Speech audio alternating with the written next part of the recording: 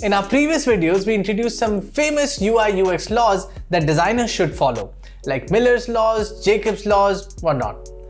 In this video, we are going to introduce some slightly less well-known but very useful UX UI principles.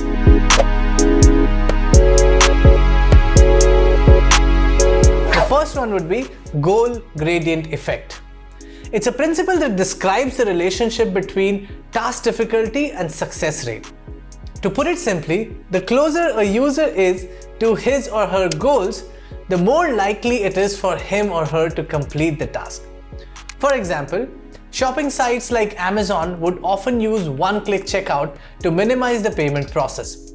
Researchers found that users are more likely to stop purchasing right before the checkout because they are bothered by the need to painstakingly put in their credit card details and stuff like that. Showing progress bars can also be used to make your users at ease by making them feel in control. The second principle would be the aesthetic usability effect. It simply means that users are more forgiving or are likely to overlook UX issues when presented with a beautiful user interface. However, please note that this principle should not be used as an excuse for terrible product design.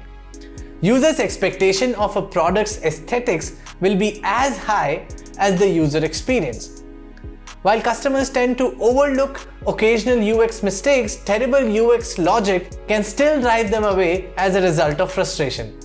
I hope this was helpful. Don't forget to visit our website at void.com. This is San. You're watching UX Tips at Void. See you in the next video.